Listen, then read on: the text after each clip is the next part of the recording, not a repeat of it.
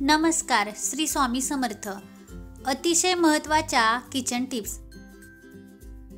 Tip number 1, हलक्या आचेवर थोडे बीट भाजून त्यावर मीठ लावून खाल्ल्याने श्वास घेण्याचा त्रास होत असेल तर तो दूर होतो। टिप नंबर 2, चहाबरोबर कधीच बिस्किटे खाऊ नयेत, ते आपल्या आरोग्यासाठी फार नुकसानदायक असते। मैदा, साखर, पाम तेल यांचा वापर करून बिस्किटे बनवलेली असतात। याच्या सेवनाने जळजळ व ॲसिडिटी होते, तसेच शरीरामध्ये उष्णता तयार होते। टिप नंबर 3, मुलांना उलट्या होत असल्यास पिकलेल्या डाळिंबाचा रस गरम करून द्या। टिप नंबर 4, मोहरीच्या तेलामध्ये तुरटी मिक्स करून केसांना लावल्यास केस लांब, मजबूत व दाट होतील। याचबरोबर त्वचेवर लावल्यास त्वचेचे इन्फेक्शन टाळता येते।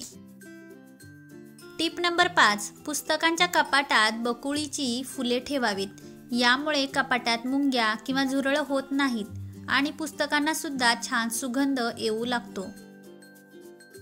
टिप नंबर 6, शरीरावर कोणत्याही प्रकारचा संसर्ग किंवा इन्फेक्शन झाले असेल तर 3 ते 4 चमचे दही अंघोळीच्या पाण्यामध्ये टाकून अंघोळ केल्याने शरीरावरील सर्व इन्फेक्शन दूर होते।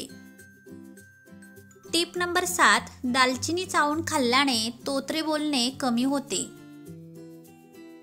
टिप नंबर 8, तुळशीची 4-5 पाने, 2 लवंग व 4 काळी मिरी एकत्र बारीक करून कपाळावर लावा, तसेच चटणीप्रमाणे खावे। यामुळे डोकेदुखीपासून तात्काळ आराम मिळतो। टिप नंबर 9, उलट्या होत असल्यास पाण्यात लवंग घालून उकळून प्यावे। याने उलट्या येणे लगेच थांबते।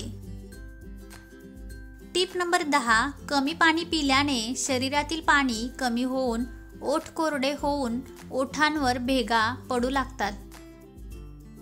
टिप नंबर 11, तोंडात फोड आला असेल तर दुधाची साय अथवा मध त्या जागेवर लावल्याने लगेच आराम पडेल। टिप नंबर 12, पांढऱ्या कांद्याचा रस काढून केसांना लावला तर केस गळती थांबते आणि केस मजबूत व घनदाट होतात। टिप नंबर 13, दररोज चिमटीभर सेंधव मीठ खाल्ल्याने शरीर चांगले व निरोगी राहते। टिप नंबर 14, जर तुम्ही गरम चपाती थंड दह्यासोबत अथवा दुधासोबत खाल्ली तर तुम्हाला अपचन, गॅस अशा पोटाच्या बरेच विकारांपासून आराम मिळू शकतो।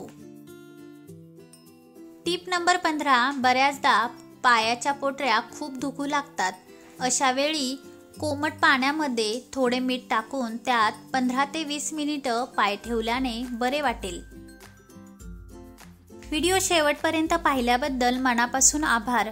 चॅनलवर नवीन असाल तर चॅनलला नक्की सबस्क्राईब करा आणि व्हिडिओमधील या सर्व टिप्स तुम्हाला आवडल्या असतील तर लाईक करा आणि शेअर करा। धन्यवाद।